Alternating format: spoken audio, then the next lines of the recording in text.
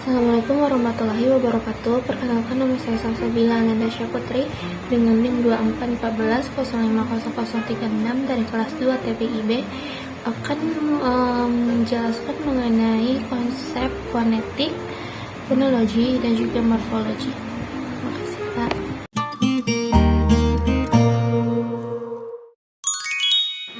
Baik, kita akan membahas mengenai konsep fonetik, fonologi, dan juga morfologi. Yang pertama yaitu fonetik. Fonetik adalah studi tentang bunyi ucapan mengenai sifat fisiknya, bagaimana cara bunyi tersebut diterima dan dikelola oleh otak, dan bagaimana bunyi itu diproduksi. Ada 3 konsep penting dalam fonetik, yaitu yang pertama akustik fonetik, yang kedua auditory fonetik, dan yang ketiga yaitu artikulatory fonetik. Yuk kita bahas mengenai pengertian dan juga contohnya. Baik, yang pertama yaitu pengertian dari 3 konsep tersebut.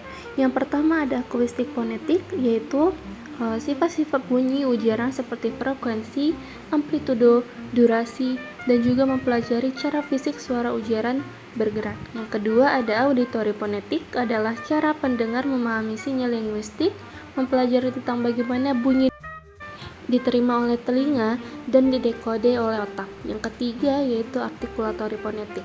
Artikulatory fonetik adalah studi yang mempelajari tentang cara saluran vokal dan mulut manusia membentuk suatu bunyi, dan juga mempelajari gerakan bagian-bagian saluran vokal saat sedang berbicara. Nah, selanjutnya yaitu ke contohnya ya. Nah, yang pertama yaitu contoh dari akustik fonetik. Contoh pada akustik fonetik itu ada banyak sekali, karena akustik sendiri mencakup frekuensi bunyi itu sendiri, amplitudo, durasi, dan juga lainnya seperti yang telah kita ketahui tadi. Salah satu contohnya tentang durasi. Pada saat kita menyebutkan kata sheep dan juga sheep dalam bahasa Inggris, dari 2 kata ini tuh kita hanya bisa membedakannya melalui durasi penyebutannya. Kata sheep itu disebutkan lebih panjang dari sheep. Atau dalam bahasa Indonesia sendiri, contohnya yaitu pada kata apa. Pada saat kata apa, ketika kita menanyakan sesuatu kepada orang, dan apa sih, itu berbeda dari segi lembutnya dan kasarnya bunyi itu diucapkan. Teman-teman juga pasti merasakan kan perbedaan dari 2 kata tersebut. Nah, selanjutnya masuk pada contoh auditory fonetik dan juga artikulatory fonetik. Pada auditory fonetik, salah satu contohnya yaitu cara kita membedakan huruf P dan B dan juga huruf F dan V. Seperti dalam kata vaksin, itu menggunakan huruf V. Tapi, bisa aja kita mendengarnya itu tuh seperti huruf F. Nah, sedangkan pada artikulatory fonetik, contohnya yaitu bagaimana bagian saluran vokal kita terbentuk pada saat mengucapkan satu kata. Contoh pada huruf P dan B. Pada huruf P, letup bilabial itu tuh tak bersuara. Sedangkan pada huruf B, letup bilabial itu tuh bersuara gitu. Nah, apa sih letup bilabial itu? Letup bilabial adalah bunyi yang dihasilkan dengan menutup kedua bibir rapat-rapat, menahan udara sementara, lalu melepaskannya secara tiba-tiba sehingga terjadi ledakan pada suara itu. Contohnya yaitu pada kata pada dan juga batu yang bisa kita rasakan di pita suara kita. Pada kata padi atau pada, kita tuh nggak ada merasakan getarannya, sedangkan pada kata baru atau batu itu tuh ada getarannya. Contoh lainnya yaitu pada kata pet dan bed, pen dan bed, dan masih banyak lagi lainnya. Selanjutnya kita akan membahas mengenai fonologi, pengertian, contoh, dan juga konsep-konsepnya. Fonologi adalah studi tentang sistem bunyi dalam bahasa dan bagaimana bunyi-bunyi itu tuh berfungsi dan berperan dalam sebuah bahasa untuk membedakan maknanya. Ada beberapa konsep dalam fonologi, cuma di sini saya akan menyampaikan 2 saja. Yang pertama yaitu fonem dan yang kedua yaitu alofon.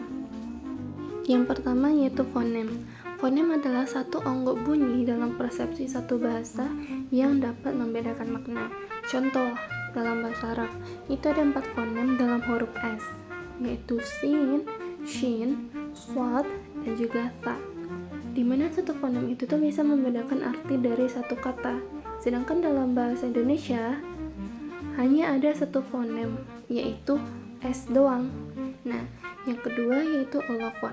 Allophon adalah variasi pelafalan dari sebuah fonem yang tidak mengubah makna kata dalam huruf bahasa. Contohnya pada kata water, huruf T terdengar seperti huruf D, namun tidak mengubah maknanya. Atau dalam bahasa Minang yaitu ada kata kau dan gau. Keduanya punya arti yang sama dan tampak keluar pada saluran yang sama, namun K itu diganti dengan G tanpa mengubah maknanya. Selanjutnya yaitu morfologi. Morfologi adalah bagaimana suatu kata terbentuk dari unit makna yang terkecil yang disebut morfem. Nah, konsep-konsep morfologi itu ada banyak sekali, cuma saya akan menyampaikan 5 aja. Yang pertama yaitu morfem, yang kedua derivasi, yang ketiga afiksasi, yang keempat komposisi, dan yang kelima yaitu akronim. Yang pertama yaitu morfem. Morfem adalah satuan terkecil dalam bahasa yang memiliki makna. Dia dibagi menjadi 2, yaitu morfem bebas yang bisa berdiri sendiri sebagai kata, contohnya rumah dan juga makan. Dan morfem terikat, dia tuh nggak bisa berdiri sendiri, harus melekat pada morfem lain. Contohnya yaitu kata tambahan seperti ber, an, dan juga ke. Yang kedua yaitu ada derivasi. Derivasi yaitu pembentukan kata baru dengan menambahkan imbuhan atau afiks pada kata dasar. Contoh, tulis menambahkan me menjadi menulis, penulis, tulisan, dan juga pada kata main menambahkan ber jadinya bermain, atau menambahkan akhiran an jadinya mainan gitu. Yang ketiga ada afiksasi atau proses penambahan afiks atau imbuhan pada kata dasar. Yang pertama itu ada prefiks atau awalan, contohnya awalan ber digabung menjadi berlari. Yang kedua ada sufiks atau akhiran, contohnya menambahkan akhiran an pada kata lari jadi larian. Yang ketiga ada infiks atau sisipan, contohnya dalam bahasa Jawa yaitu dinulis dari tulis. Yang keempat ada konfiks, yaitu gabungan awalan dan juga akhiran, contohnya keindahan. Yang keempat ada komposisi, yaitu penggabungan 2 kata atau lebih menjadi satu kata baru. Contoh yaitu rumah ditambah sakit, itu adalah 2 kata yang berbeda, jadinya rumah sakit. Atau kata kambing dan juga hitam, itu punya makna yang berbeda juga, digabung menjadi kambing hitam, dia membentuk kata baru dan juga makna baru. Yang kelima yaitu akronim atau singkatan yang dibentuk dari huruf awal beberapa kata dan dibaca sebagai satu kata. Contoh, NASA. NASA itu adalah singkatan dari National Aeronautics and Space Administration atau radar, yaitu Radio Detection and Ringing. Baik, sekian dari saya. Terima kasih sudah mendengarkan. Jika ada kesalahan dalam pengucapan, saya mohon maaf. Terima kasih banyak.